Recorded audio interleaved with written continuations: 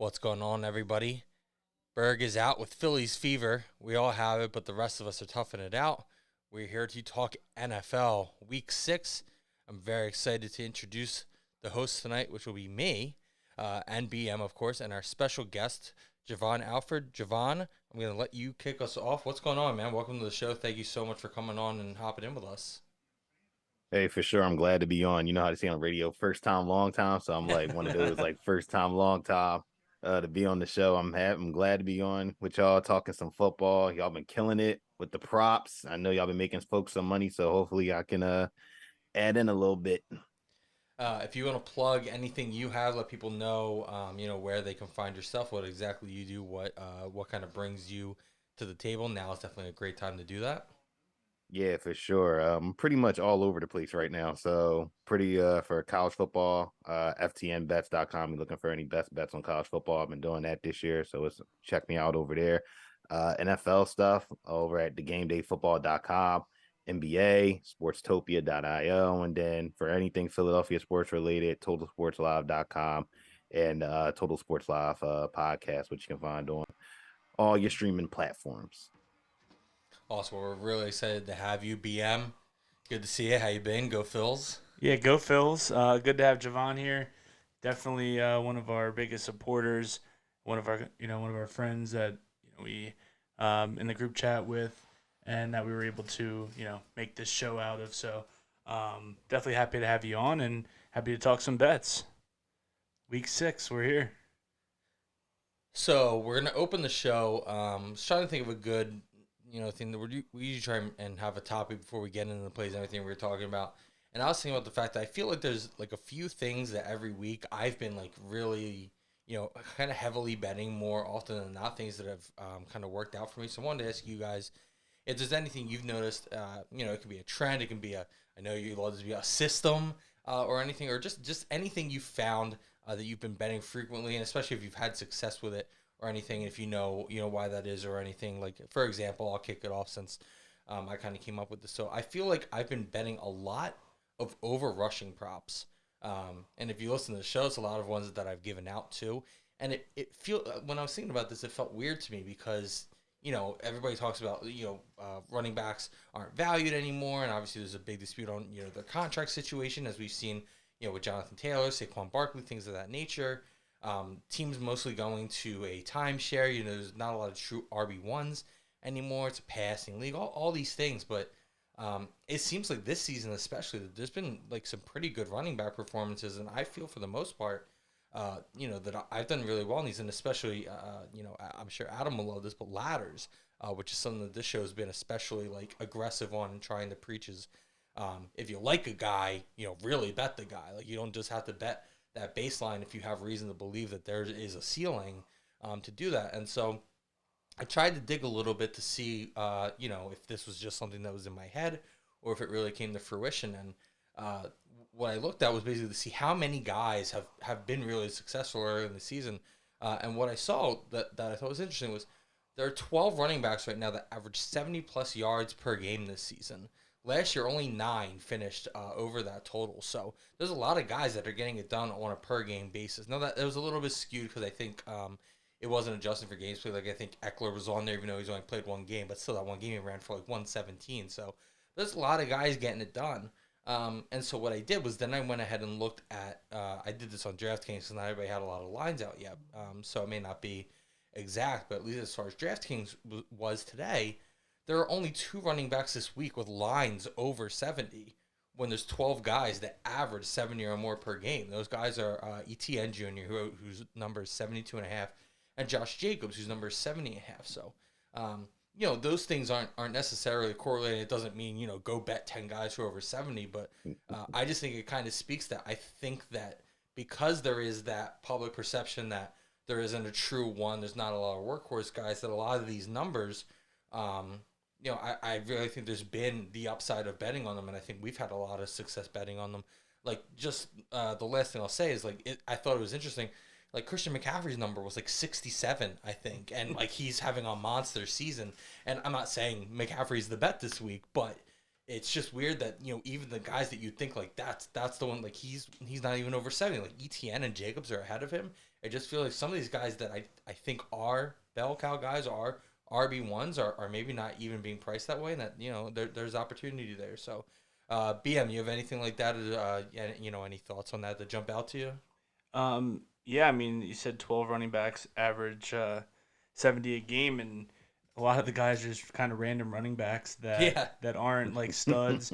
It's like all the people that went zero running back in fantasy. No one cares about your fantasy team, but nobody cares about your if you fantasy team. didn't draft one in the first 4 rounds, you're probably doing okay. But True. yeah, I need to start betting more ladders overall. That's definitely something I want to improve on. Agreed. Um, but something I've been betting consistently well is just first half type bets. There's a lot of bullshit that happens at the end of these NFL games, so getting in and getting out, just looking at trends, how teams are getting prepared, scoring in the first half, defending in the first half. Who has better scripted plays, game plans, and then you don't have to deal with the second half adjustments, things like that. Yeah, a lot of your best bets have been first halves, and you've been on a roll. You're the best one on the show so far. So, I definitely thought when I thought of this, I thought of that for you too. So I'm glad that was your answer. Last week was my first losing week since like week 2 on the show. But I 2 of my 3 plays are first half bets again, so I'm just keeping it Right rolling. back. Jovan, do you have something that's been consistently well for you this year? Well, not consistently well, but I've been betting them consistently. More so like the team and game props, like you mentioned, right? Betting on like the first halves or like team total first half or just full game team totals or first quarter plays. Just because, like you said, there's a lot of things that can happen in the course of the NFL game, and you can sometimes be on the losing end betting on like a full spread or like the full money line. And I feel like, for me, betting like football heavily now, I didn't know like there was like different ways to like an attack a game just outside of, what the normal we see, right? The normal full game spread, the normal total, blah, blah, blah. But, having a chance to like dive in and like really crunch the numbers because the numbers are out there and the stats are out there on like team rankings and things like that. Like you can really like find like better odds or better production for things that you might want to play. Like for example, last week I played a small SGP and it was in that Giants Dolphins game. Like I knew that the Dolphins are probably going to blow out the Giants, but I didn't necessarily feel comfortable taking that, minus 11 spread. So for me, I took the first half Dolphins first half spread at like minus 6.5 and then parlayed it with the Giants team total under 18.5 points because the Giants just can't score on nobody except the Cardinals in the second half. So I've been finding a lot of like success, but also having fun, looking at those different options instead of just leaning towards like what's the full game spread or what's the full game total. Love it. Yeah, I love that. That actually, because one of my plays I gave out in Discord this week, which is available if anybody is trying to jump into that. Because I know a lot of you guys have success with that. So I said looking was Ravens first quarter this week is 5-0. So it's the first quarter spread minus a half point against the Titans. So yeah, I'm definitely trying to get into that too. Berg chiming in the chat. What's up, man?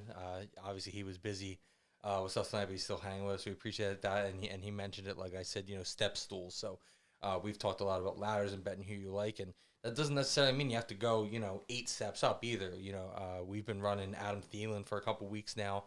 I know Burr went pretty heavy on him last week, but I think I only did like a 60 to 81, cashed all 3 legs, got out easy, no problem. So, even if it's just, 1 step up on an alt line, 2 steps up on an alt line, it's just a better way than like betting a minus 130 every week. Like when you give away that edge, like you're likely not to come out in the long run because you're paying that juice for it. So BM, another one that you had was any memorable bad beats.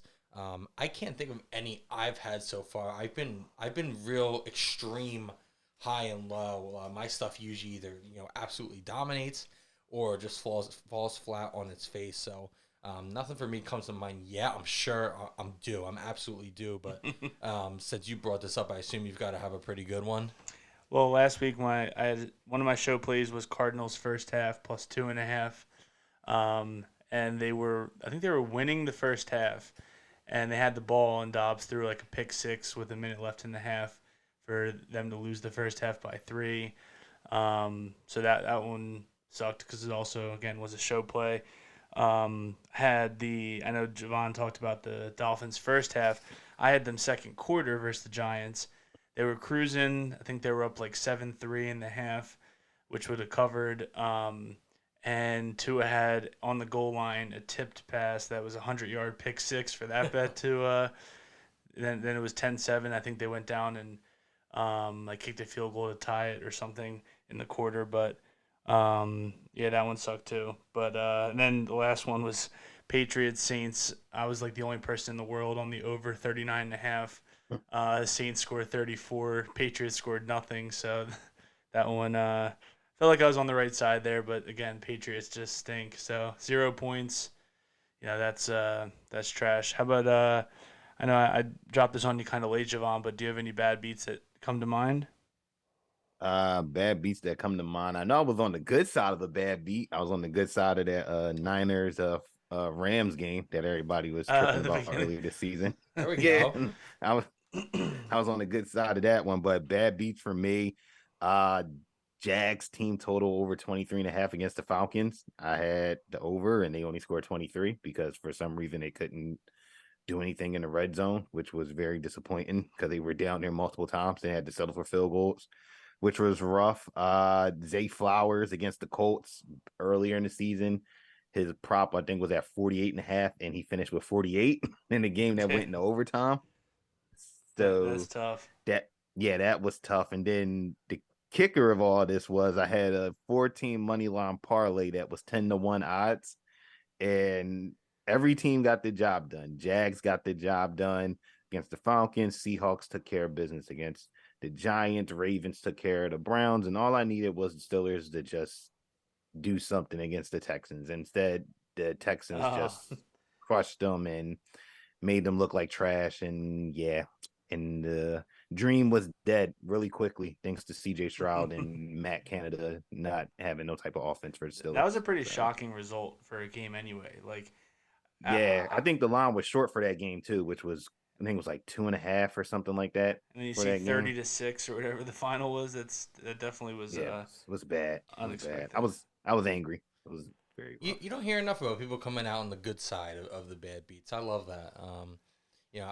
I don't watch a lot of ESPN or Sports Center anymore, but when SVP does the bad beats, that's always such a great segment. So you never hear about the good side of Well, that. So I'm glad to hear you had some good luck with that. even last night, Jim Nance or no, not Jim Nance, Al Michaels maybe.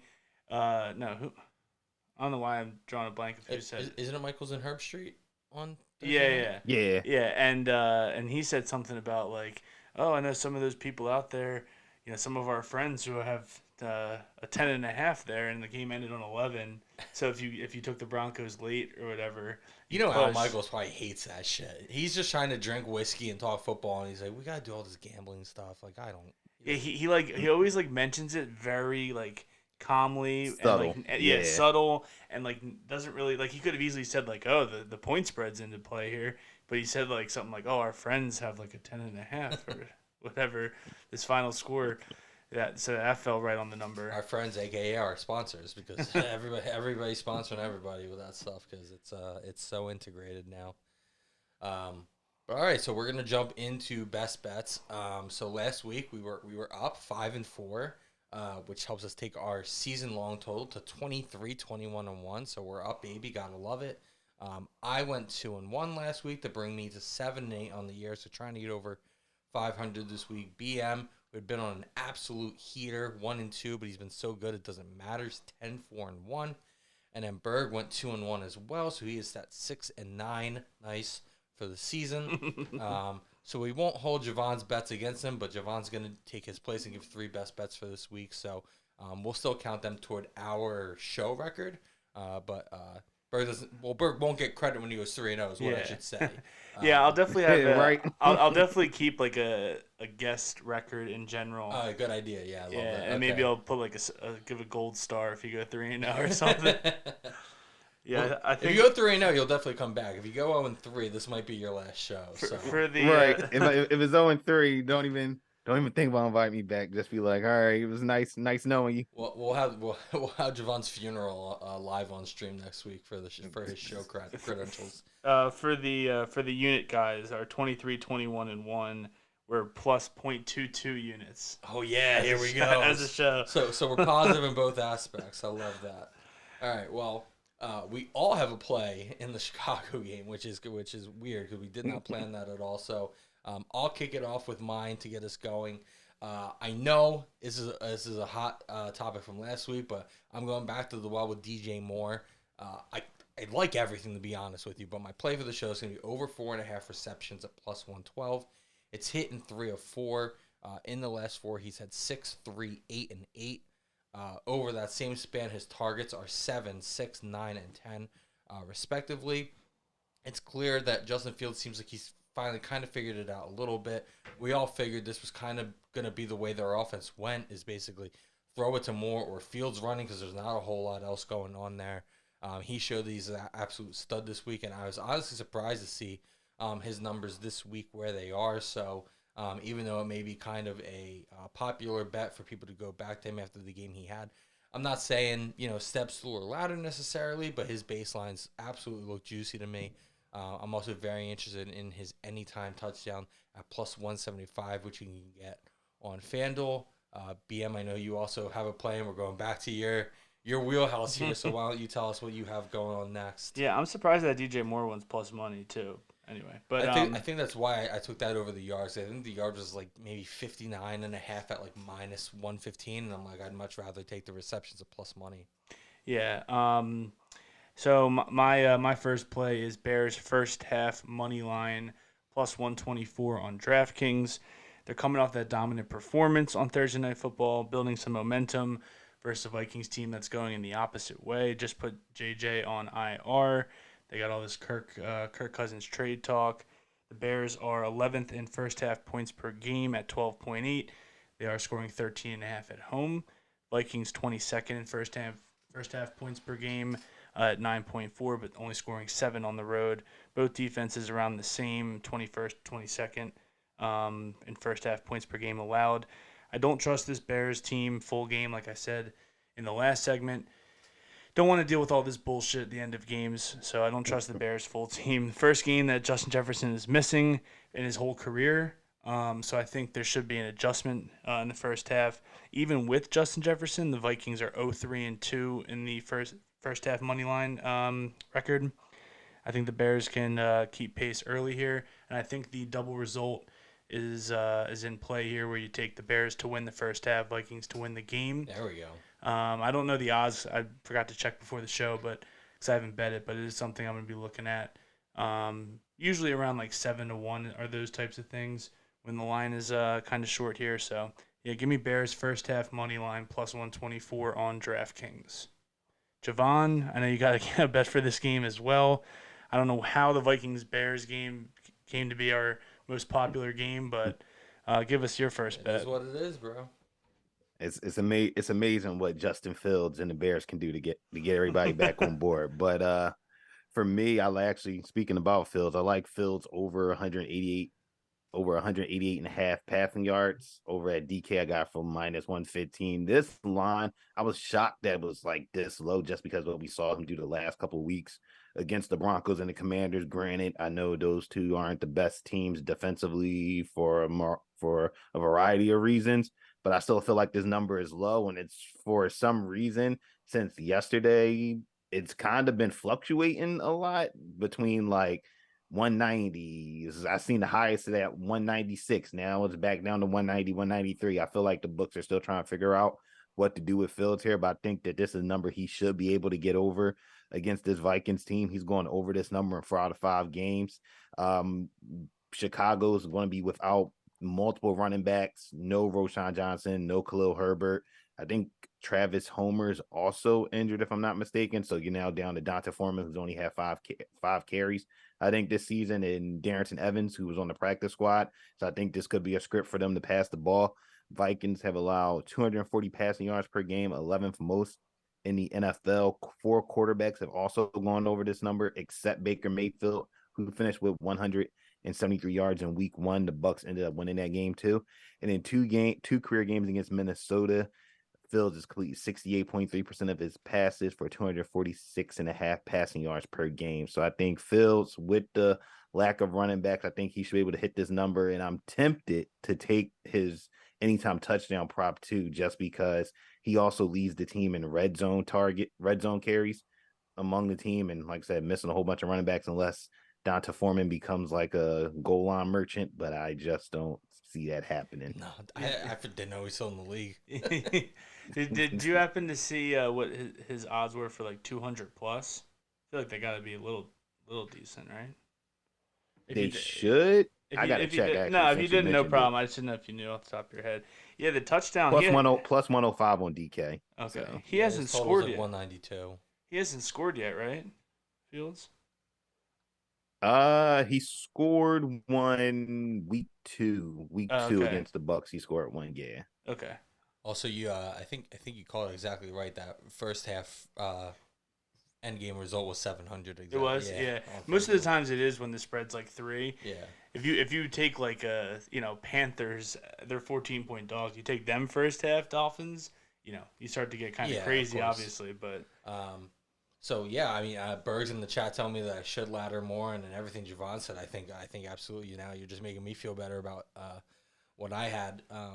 It feels super gross. I don't know how I do this every week, but I'm still in this game for my second pick as well. I didn't realize it until I wrote the second pick up. I'm like, oh man, but KJ Osborne over 3.5 receptions. I got it for -111 on Caesars. First 2 weeks of the season, he had 3 catches in each game on 6 targets. He fell off for 2 weeks before last week having a big bounce back, 5 catches on 9 targets. All of that time, Justin Jefferson was there. He didn't leave till late in the last game, so even with him, he was getting those catches and targets for the most part. Now Justin Jefferson's out for at least 4 weeks, so I definitely think that 5 for 9 is a lot more likely than the 3 for 6. I think this game is going to be an ugly kind of shootout, if that makes sense, which is the reason a bunch of us are on some Chicago stuff, obviously. But the Vikings have had no issue passing the ball and moving the ball. Cousins is one of the statistical leaders in everything. I believe he's the leader in touchdown passes, and if he's not the leader in yards, he's definitely up there, but I think he is. So they're still going to air it out. They're not really built to do anything else. They may struggle a little bit without Jefferson, but that's not going to be, for lack of attempts. And I think KJ Osborne is in for a big positive regression here back to how he looked early in the season. So I'm going to take his receptions over 3.5. BM, what's your second play for the week? First off, I do like that. You know me, I'm a bit of an Osborne stan. I do I like him, and to be honest, although I do think Addison eventually in these next 4 weeks becomes like the alpha. Kirk Cousins definitely feels more comfortable going to KJ Osborne, especially in the red zone. That was one of the bad beats that I didn't talk about, but he did have him like wide open in the end zone. Yep. That went right next to his head, and he didn't turn his head in time. It would have been an easy touchdown. So, no, I do like that. Yeah, I definitely think I'm not taking this as as Osborne becoming the one either. I definitely think Addison will be that guy, but this is going to open up something like I don't think either of them is going to obviously take all of Jefferson and stuff. So that's going to be kind of split between them. So looking at either one of them right now is probably going to be a good look. Yeah. My second play is another derivative market. I'm going Bills second quarter, -4.5. That's -102 on DraftKings. I know pretty much 95% of the chat doesn't have Topeka, but if you do, you can get -4, -115. Going right back to fading the Giants in the second quarter. They're 1-4 second quarter ATS. As I mentioned earlier, that only cover was because of a goal line tipped 100-yard pick six with like 3 minutes left in the half against the Dolphins. Bills are 5-0 second quarter ATS, 6th in second quarter points per game, and 1st in second quarter points per game allowed. Giants are tied for 29th in second quarter points per game and tied for 30th in second quarter points per game allowed. I don't think Tyrod is much of a downgrade from Daniel Jones. You can tell that by the spread. Should turn it over less. He should, but he should. It went from like 14.5 to 15 when they ruled him out. But the Bills, as we've seen in past regular seasons, they feast on bad teams. But even at home versus Miami, they outscored the Dolphins 17-7 in the second quarter. An important factor of second quarter bets in general for anyone who's maybe never bet one or It's kind of trying to understand like why you would target something like that, as opposed to like a first quarter or first half. I do like first quarter stuff usually, but it's usually a lower scoring quarter in a game like this with Tyrod Taylor coming in. He's gonna have a bunch of scripted plays, ease him into the game. That's when he knows what he's gonna be doing. But the second quarter, it changes a little bit, as well as you want to bet on teams that you trust in a 2-minute drill. I trust Josh Allen and Stephon Diggs to get points at the end of the half if need be. I trust Tyler Bass as a kicker. So, give me Bills second quarter -4.5, -102 on DraftKings. Can I just say that every time I see Tipico, all I can think of is Mike Tirico. I don't know why. every time I see anything like that. I think of like Topinga from. Well, now I'm gonna think of that. I'd rather think of that. Okay, let me calm down. Jovan, what's your second pick? For me, before I get my second pick, Topico need to give y'all like a promo code or something, like sponsor the podcast. I mean, y'all shouting them out like every week now. Just BM. Well, the funny is, I didn't even know it was a sports book, and one time I was just looking at odds, and it was like a Richie James touchdown line last year when he was on the Giants, and I was like, oh, every book's at like +400, and they have set +750. You know what? I'll download the app and play it. He didn't score, so it didn't matter. But now I just pick off lines when I see them. Hey, ain't nothing wrong with that. For me, I'm gonna go with Adam Thielen. Y'all talked about him earlier in the show. I'm gonna go right back to him, over 58.5 receiving yards. I got this over at -115 at BetMGM. I think you could get the same odds over at DraftKings last week against the Lions. He went off 11 for 107 and a touchdown and a blowout. He's gone over this number in 3 straight games and had double-digit targets twice over that span. He's definitely that number one receiving option for Bryce Young. I know a lot of people were high on DJ Chark coming into the season, but Chark has been injured and just hasn't lived up to that moniker. And Young leaning on the veteran Thielen, which is not a bad option for any young quarterback, and being that safety valve for him. I think he should be able to go over this number. The Dolphins have allowed the 12th most receiving yards to wide receivers, and they are 25th in DVOA wide receiver one, which you can find on FTN Fantasy. So, yeah, I think this is a favorable matchup for him in a game where it could get out of hand for the Panthers, and they're going to have to throw the ball a lot. So, could be more numbers for Adam Thielen. You just dropped an FTN DVOA link. Yeah, you might have got gave Berg a boner at home. That's what I talk about Thielen too. Yeah, Thielen too. That's Berg's guy. He might have actually accidentally woke up the baby. I hit the 2 for 2. All right, so I'll wrap up my plays for the week with my third pick. There's a trend to all my plays. I'm big on the receptions numbers this week based on the stuff that I found. And I'm going to go ahead and go to Mike Evans over 4.5 receptions. Got this at -115 on DraftKings or Caesars. This is hitting 5 of 6, but obviously that goes back to last year. So factoring in this season with Baker, he hit this in the first 3 until only having 3 against the Saints, but that's always a tough matchup. Covered by Marshawn Lattimore and that good defense. They're coming off the bye week against the Lions defense that is 23rd in receptions allowed. And I believe they are right around 20th in passing yards. So not a great passing defense. They have been a great offense. So again, another theme with where I'm going with guys for their over receiving type of stuff and receptions is games where I think there's going to be a lot of points and a lot of reasons to throw. I think that Detroit's going to put up points on Tampa, which is going to force Baker to have to throw. So I think he'll go to his safety valve, Mike Evans. I like him to bounce back over 4.5 receptions. But yeah, I didn't even know this was your third pick when I mentioned earlier my Ravens first quarter play. So I feel like this bodes well for me, and I like this play as well. So give us your final pick here. Yeah, I do like the first quarter that you said as well. My third pick is the Ravens first half -2.5, -120 on MGM. This is the London game for anyone who doesn't know. The Ravens this week, they actually flew to London after their game on Sunday, right from the game, and they practiced in London all week, which should be a bit of an advantage compared to the Titans who flew in today. I think the jet lag and being able to get accustomed to that is going to help them out. The Ravens are 12th in first half points per game. Titans are 18th. Ravens are third in first half points per game allowed. Titans at ninth. Ravens also seventh in first half time of possession. Titans are 21st. Lamar Jackson is 24-10-1 first half against the spread on the road in his career, 3-0 this year. Titans have a strong run D. They do struggle a bit against teams that can run but also have a running quarterback. But I do think the Ravens should be able to pass in this game. The Titans defense did struggle last week versus the Colts a bit against Richardson before he got hurt. The Ravens have also been extremely unlucky with drops. I mean, maybe that's just how their receivers are, but I want to, and I'll chop it up to luck a little bit there. They should be more efficient against this secondary, who's been abysmal against receivers. And of course, Justin Tucker is a kicker advantage, always a threat to score from anywhere, and especially late in the half. So I like getting this under a field goal. Ravens first half -2.5, -120 over on MGM. DM, you got something? Yeah, the only other thing I had, so I really love that because the Titans, they've only scored more than 3 points once this year in the first quarter. They are a very slow start.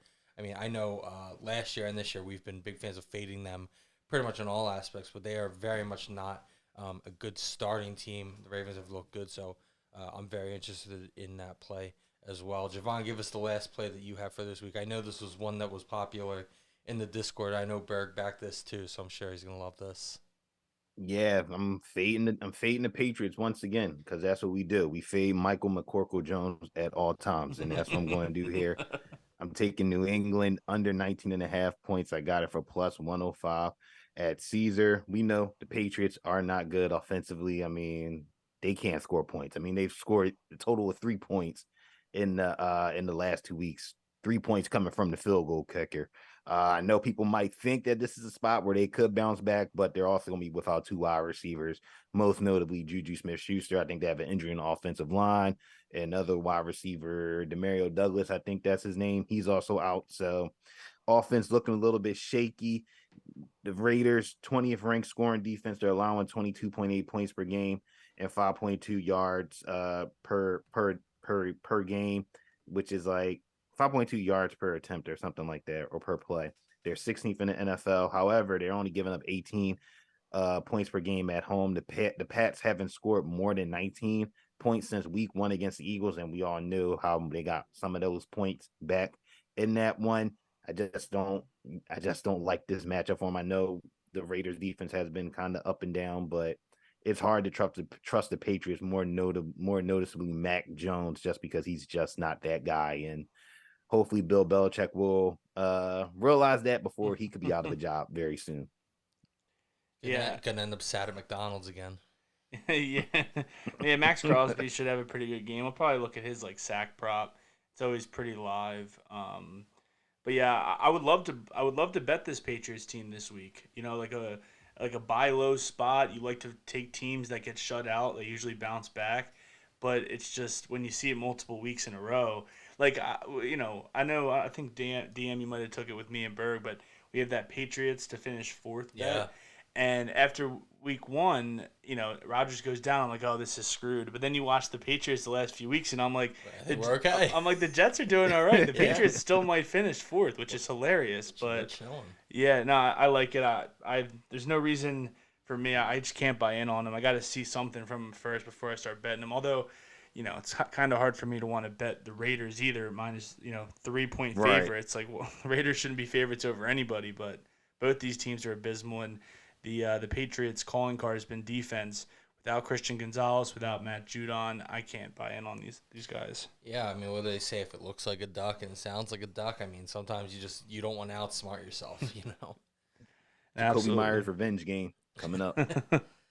Oh yeah, and that's the one thing that I guess you have against that bet is they had that embarrassing overtime loss last year when they threw that lateral and Chandler Jones stiff arm Mac Jones into the ground and then ran it in. Was that? Oh, that feels so long ago. That was last year. That was last year. Was like, and now Chandler Jones around is Christmas, right? I think it was around Christmas. Wow, that feels so long ago. And now Chandler Jones is like, has issues and all over the place, off the team and stuff. Hope he's all right, but yeah, I still like the bet, but that's just it's It's one of those funny moments from last year that when you go back and think about it. I Now we just, get the best segment. I just put that in. It's already minus 105, so super sharp there. Hell yeah. Now the best segment in sports, still looking for a sponsor. All right. As you can obviously see, big Phil's fan. Phil's won. I know we generally talk about football, so I don't want to make it all about baseball. I think I can get it across most sports. I don't think it applies so much in football per se, but I understand that if if you're a historically great team and you come up short, you're going to be upset. But take accountability. Stop blaming anything else. Stop blaming the format. Stop blaming time off. And it's so weird how you only hear about these things in certain situations, because in hockey, if an 8 seed makes a cup run, I've never heard anybody complain about that. It's electric. Like, I think back to the 2010 Flyers upsetting the Bruins, and credit the Boston fans, which you'll rarely ever hear me say. I don't remember Bruins fans crying about having to play, such a low seed. Like, that's how it's always worked. So not even just to harp on Atlanta or anything, but just in general. Like, if a 1 seed in the NFL who skips the wild card round loses in the second round, like, you lost. Like, you played for that, and the whole season, you talk about that being an opportunity that you are trying to achieve. You want home field. You want time off. But then all of a sudden, once it doesn't go your way, now it's a problem. Like, this has to stop. Take your L's. I know it's really hard. I never take any, so I can't relate. But if you got to take them, and just own it, because it's so pathetic and embarrassing year after year to hear these excuses, to hear guys not want to play in crowds, to hear guys talking about, regular season number. Like, you've got to show up, and all of what you do in the regular season should be building toward that. And it's something that I loved from both. Again, I can only talk about really what I know, being Eagles, Phillies, stuff like that. Phillies all season talked about, they weren't playing their best baseball. I mean, they were under 500 in April, but after that, they played at like 100-win pace, and people think that there's some team that like snuck in. I mean, you take out the first month of the season, which in baseball is just as much as a crapshoot as playing a 3-game playoff series. They were a 100-win pace team after that. The Eagles are 5-0, but they're not playing their best football, and I love the fact that they're saying, we don't want to play our best football. We don't want to play our best right now. We want to play our best when it matters. So, like, that's what your team's mentality should be, and you should understand that as a fan. So anybody who's complaining about this stuff, like, it's just soft. And if I was on the other side of it, I would absolutely be upset, but I wouldn't be making excuses. I promise you that. And, like, we just need fans to be better. Like, it's just sad. Give teams their flowers when they're due. Give the Phillies credit. The home field is real. They just seem to have the Braves number. They did it last year. It's deja vu. This series looked a lot the same. I think the Braves were, seeing ghosts and stuff like that. It happens. It's very real. It happens in sports all the time. So, it is what it is. They're a great team. I won't take anything away from them. Obviously, an incredible statistical team. Will probably be back next year. Hey, maybe we get it again. I welcome it. Even if we had lost this series, I loved having it again. Like, I've been enjoying the hell out of it. I think it's been great as a fan. Even the turmoil after losing game 2, I wasn't like, oh no, like, whatever. Like, it was just great to watch. It's appointment television. So just toughen up, take the L's, and stop blaming the formats. Yeah, a couple comments. So I totally agree with you. It's funny because we have such a great home field advantage. If the Braves fans think they're that and great, you could have won both games at home to start the series. Like that, it's designed for if you have a good home field, you can win at home. Mm-hmm. What they should be, if you want to argue about a format, something that I still think should change is I still think that they should reseed. I've said that from the beginning. I think every league should do it. Just baseball just makes sense. For one, we would have had a little bit different than the 3,000 divisional matchups we see in the year. We would have had Dodgers, Phillies, and Diamondbacks, Braves, and that would have been a little bit different. I guarantee you wouldn't be hearing that stuff if it was, the Diamondbacks taking out the Braves. You'd only hear it because it's the Phillies. I know some of the other teams on the other side, you had that too. I think Braves fans would say that they lost either of them, to be honest, But it's just one of those things where, like, home field matters, and they locked up the division super early, so they were resting players mid-September. That's the issue. It has nothing to do with the 1 week you had off. I mean, the Astros had 1 week off. They crushed, and they're still going. And I just think, like, especially in baseball, that they should reseed, and I think you should suck it up and play some of your players. I mean, the Dodgers didn't play any of their guys the last 3 weeks of the season, and their best 2 hitters went 1 of 21 in this series. So has nothing to do with the week off. It's been like this for years, or a couple of years at least. And I just think and especially this happened to them last year. If you weren't able to learn from it last year, then that's on you. History repeating itself. If you don't learn from your mistakes, you're doomed to repeat them. Yeah. The definition of insanity is expecting change when doing nothing or whatever. Doing the same thing, expecting different results. So, whatever. So so that's my rant. But to get back to football, so as we do every week, we're gonna do our fistful of TDs, anytime touchdown parlay. We haven't hit one yet. It's also been weird because sometimes we've had to do a same game for like Thursday night football, depending on when we do the show. Thankfully, it's Friday night. We've got enough available. I know we said it every week, but I think we're due, and it's going to be really funny when the first one we hit doesn't have Adam, and then we're going to have to bring in Jovan every week to take his place for this one. But I'll kick it off. Going back to the well, something that I liked. Again, I'm on Mike Evans this week, and I was torn because I almost went DJ Moore here, but I feel safer taking Mike as far as an anytime touchdown, taking Evans over Moore. Again, I really like the Bucs off the bye week. I think there's a lot of points to be scored in that game in general against that Lions defense, and with the Lions probably putting pressure on them to do so.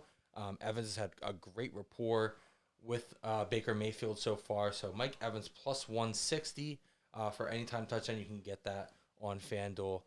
I think he's going to get one this week. BM, what about you?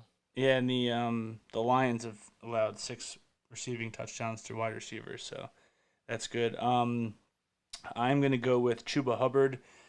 Plus 190 on FanDuel. Looks like the best odds right now. Chuba. Miles Sanders is out this week. But even the past few weeks, Hubbard's been getting a good amount of touches and snaps played. Miles Sanders stinks. Yeah, he's getting paid too much money. And the biggest concern with this one is big spread. Miami just putting up a shitload of points. Who knows if the Panthers can keep up? A stat I did see, which is at least somewhat encouraging for the Panthers, is the Dolphins are allowing the highest completion rate in the league, about 91% on throws between 1 and 9 yards. Bryce Young leads the league in completion rate on throws less than 10 yards, so that same range. He's completed 46 of 50 in that range. That's from Connor Allen as well on Twitter. Good follow there. So I do think, you look at that stat, you look at some of the guys that Panthers have, I think they should be able to move the ball a little bit. And if they get in the red zone, I expect it just to be feed Hubbard as much as they can. So plus 190 to me seems a bit high. I did actually, in the Discord, I did bet it plus 265 right when the news came out. But Typico? No, that was DraftKings, actually. Oh. The news came out, and I was like, let me just get something on this. I knew it would drop a little bit. But plus 190 is definitely still high enough odds for me to like it here. And the total's 47.5. So, I guess they think like a 31-17 game. Still have to score twice for the Panthers. I think Hubbard gets one. So, Jovan, who's your touchdown guy this week? I'm going to go back to Zay Flowers for the second week after he let me down last week. Well, all the Baltimore receivers let Lamar Jackson down last week because they should have won that game, and then they dropped everything. But I think Zay Flowers bounces back this week. I think the matchup lends to him scoring his first NFL touchdown. He haven't done that yet. The Titans allow the 5th most receiving yards to wide receivers and 2nd most receptions. However, they only allow 4 touchdowns. I know that's not great. I know the total's low for this game, but I think he finds a way to get in the end zone as he leads the Ravens receivers in red zone targets with 7. I just feel it's like a vibe. I just feel like he's due to score one. He's been in here before and let us down. Yeah, he looked lost last week, and I think this is the third week on the show we've mentioned those Titans stats against receivers. Unfortunately, the last 2 weeks I don't think we've hit going at it, but hopefully that Nah. gets us on the board. So I'm into it. Well, one thing I don't know how to quantify this at all, but it's just a thought is for the London game, and a lot of these teams that, especially like the Titans, right? Like they flew in today, gonna have two nights sleep, jet lag.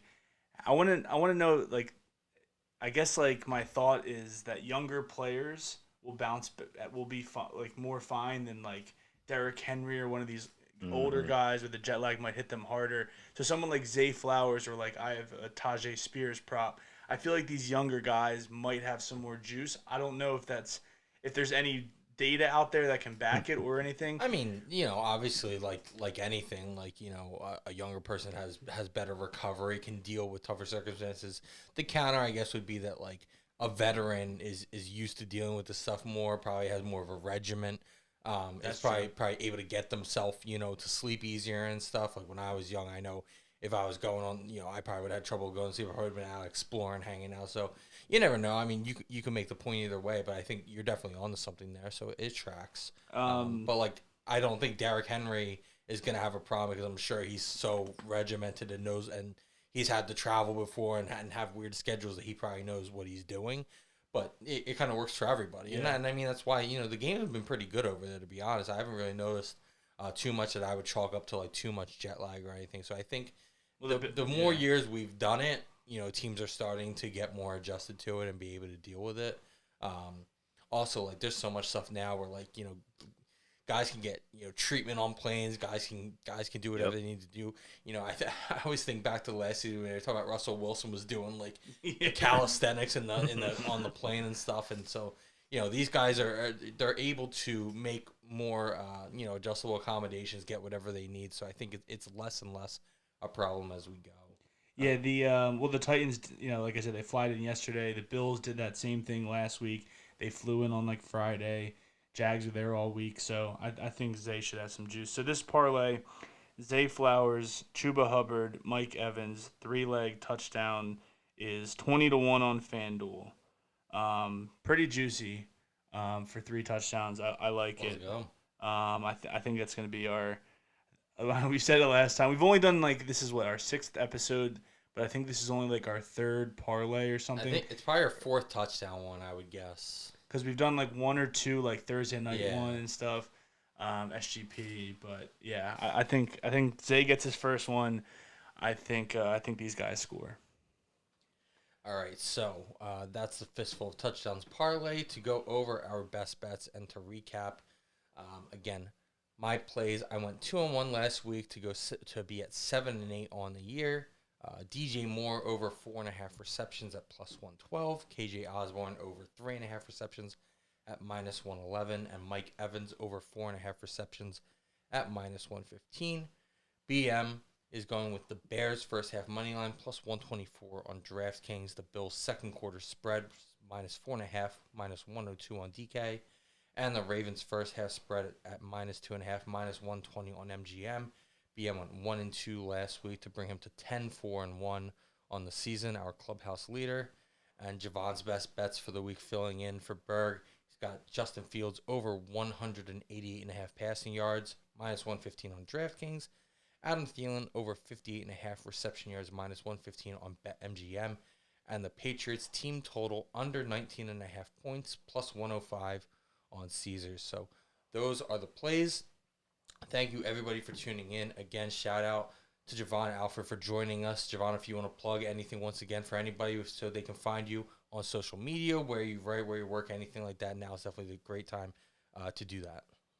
Yeah, for sure. Appreciate y'all for having me in, sit in for Berg. I left the seat warm for him, so that's all good. He'll be back next week. Yeah, you can follow me on Twitter at Jovan10, Total Sports Live at Total Sports Live, totalsportslive.com. FTN bets, pretty much that's where you can find me. If you follow me on Twitter, you can pretty much be tapped in and locked in to everything else. So appreciate y'all for having me on again. No problem. Thank you so much. BM, any final words before we go? No, yeah. I mean, let's have a good weekend, win some bets. Enjoy ourselves, drink some bourbon. and get prepped up. We'll roll a nice Sunday into Phillies Monday. Let's go. I'm so excited to have a day off from everything tomorrow. I just need to rest, recover. And we got Birds Sunday, Phil's back on Monday, whatever. But again, thank you so much, everybody, for tuning in, for BM and for Jovan, and for Berg, who's not going to be here with us this week. I'm DM. Make sure to follow us on all socials at Bird and Berg. We stream live on Twitch every week. You can find the replay on our YouTube. You can find us on Twitter, Instagram, TikTok, all that good stuff. Again, there is a Discord that we plug from social media regularly. If you're interested in that, a lot of plays given out on there. We appreciate everybody following us. And the podcast is now available on Spotify and Apple Podcasts. On Apple Podcasts, if you can subscribe, give it a 5-star rating and write a review, we would very much appreciate that. Again, for everybody, thank you so much for listening. Have a great weekend. Best of luck on your future endeavors.